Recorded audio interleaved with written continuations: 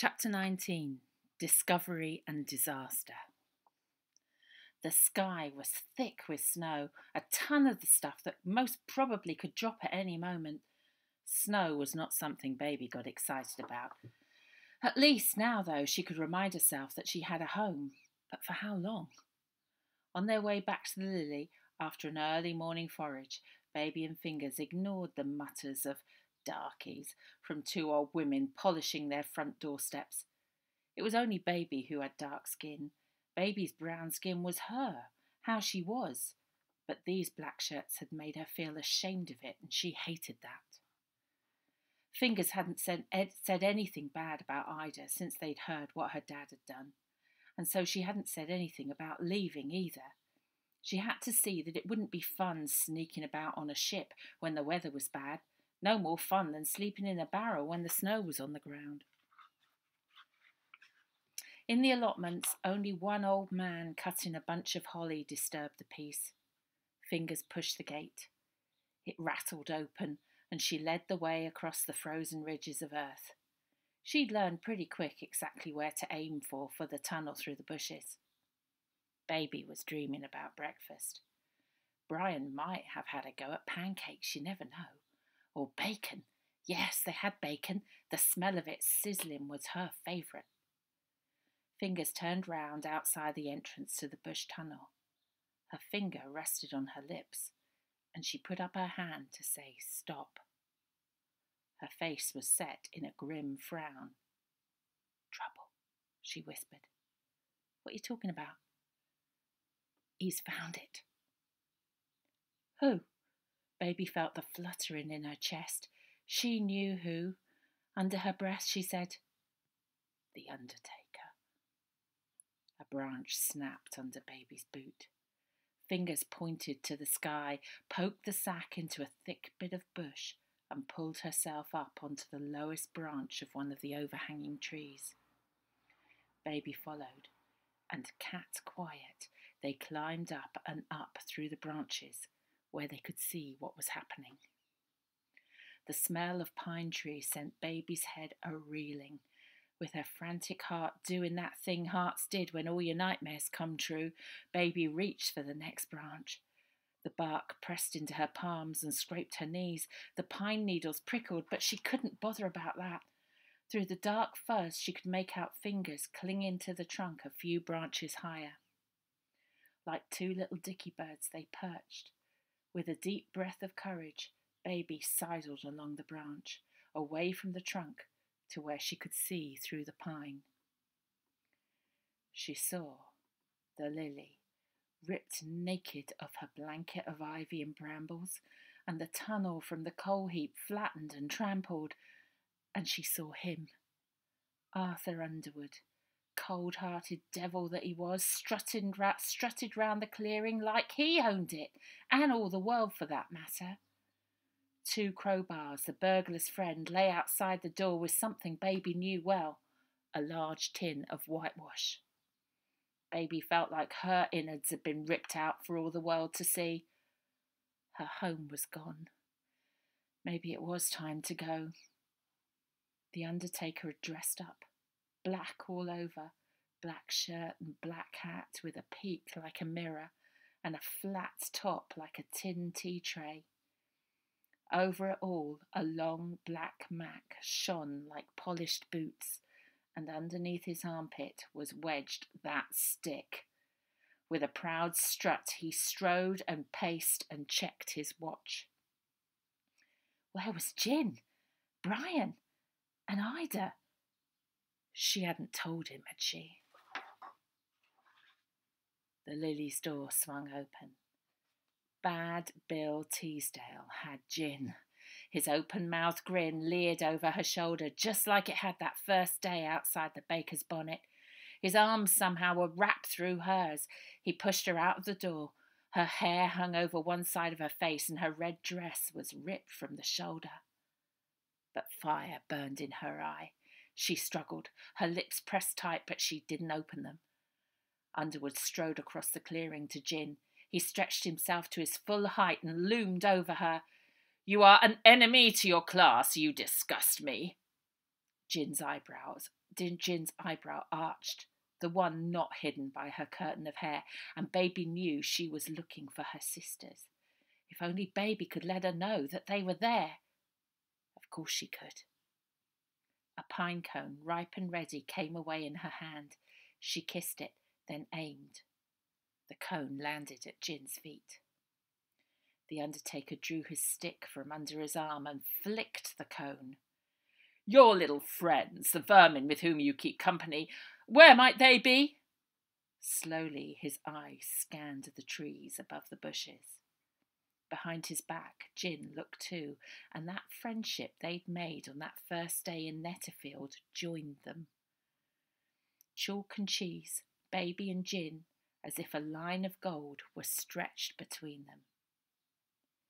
"It will be worse for you if you don't tell me," said Underwood.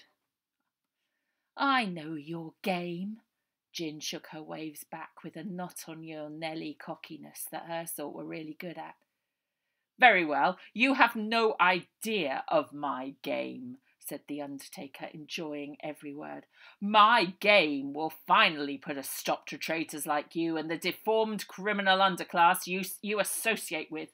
Your pathetic daubs around this town have been an irritation, but I am now putting a stop to them." He tapped on one of the Lily's windows.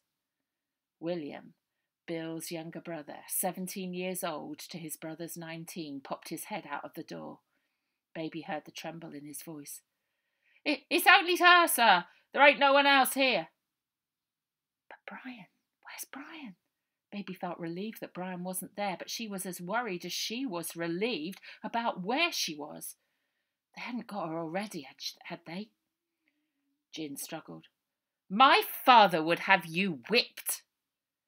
With a black leather-gloved finger, he tilted her chin up to her face. "And how would he do that? From his cell?" And he flicked Jin's face away. But when she looked up, she looked directly at Baby and shook her head, more a shudder than a shake, and Jin's lips, like an O, mouthed no. Baby understood. She had to trust her. Baby gripped the branch, letting the bark sink into her palms. She had to be part of this old tree, watching, not doing what every muscle in her body was pulling her to do. The undertaker waved his stick at Jin and the lily. "Tie her up and destroy this rat's nest. This is how I deal with vermin." "We didn't bring any rope, Mr. Underwood," said Bill. "Find something, idiot." Bill looked round and his eyes fell on his brother. "Your belt, Will. Chop, chop." Bill hauled Jin over to one of the younger trees. William fumbled for his belt, which unfortunately for Jin was far too long for him anyway. He nervously handed it to Bill, who wrapped it round Jin and strapped her to the tree with it, doing up the buckle on the last hole. "You'll regret this," said Jin, her voice the poshest and most educated Baby had heard it. She struggled and kicked, but unlike his weedy younger brother, Bad Bill was even bigger and stronger than Jin, and looked like he'd done this before. With Jin helpless, William and Bill picked up the crowbars and swung them at the Lily's windows. William had to pull up his trousers every now and then, but crashes and tinkles of glass and the crunch of history being destroyed rang round the clearing. Together they pulled the door away from its hinges. They climbed on the roof with their crowbars and peeled that away too, leaving it curled open like a tin of sardines. Crashes rattled inside, then one of the horrible boys hurled Brian's box through the window. Brian's window, where she'd sit and wait for them all to come home. Her glass diamonds, her parts, and all the nuts and bolts sprinkled the floor of the clearing. Bill sauntered out of the Lily, stepping over the broken-off door with his chest puffed out, waiting for a medal. He picked up the tin of whitewash and sploshed wide white stripes across the bits of the Lily he hadn't destroyed and signed their work with a stolen symbol. It was the bent legs of a swastika, which Moll had told Baby really belonged to good people in India, where Baby came from, but those horrible boys had defiled it. They'd made it bad like them, like the bad people the world was coming to fear one way or another, whether they were in a black shirt, whether they talked in German or English, or whether they were just hiding their evil hearts, like almost the worst of them all, Mr. Arthur Underwood, the undertaker. William stood on the doorstep, biting his lip and gripping the top of his trousers. When he caught the undertaker's eye, he flinched like he'd been collared and tried to hide behind his older brother. The undertaker admired Bad Bill's handiwork. "Our job is done here. I wondered if we might find another child, but we must make do with what we have already." Bill looked puzzled. "The Lebensborn, you dolt." "Not the special—" He cuffed the big boy's head. "If you don't know what we're doing by now, what is the point of you?" Bad Bill rubbed his ear where the undertaker had hit him like he was flicking off a fly. "You come with me," the undertaker said to Bill, "and you," he pointed his stick at William, who was trembling like the last leaf on a tree, "just get rid of her." The undertaker picked his way through the mess in the clearing to the flattened bushes. "Pardon, Mr. Underwood, sir?" asked William, but Mr. Underwood wasn't listening. Bill gleefully slashed his hand across his neck. William trembled and cupped his hand to his mouth with a gasp. The undertaker turned, his coat twirled, and he squinted at the trees that rose tall over the bushes of the copse. "I know you're here." He pointed his stick at the high branches as if conjuring baby and fingers to appear. "And I will find you, especially if you keep making mistakes like this." He reached into his top inside pocket and pulled out something quite small, but Baby could just make out the shape of Finger's badge, the Southern Railway badge she'd lost off her railwayman's jacket. Baby heard the rustle of a branch nearby. Finger slumped. Had she seen that her mistake had cost them their friend and their home? "This little trinket led me to the station." The undertaker replaced Finger's badge in his pocket. "And the smoke in the trees made sense, especially when your subnormal friend confirmed it." He sniggered with pleasure. William fiddled with his belt, which had stuck Gin's arms so firmly to her sides while he and his brother were trushing the lily. "Tighten it round her neck, idiot," whispered Bill. William's hands shook, trembling with fear, but he still moved the belt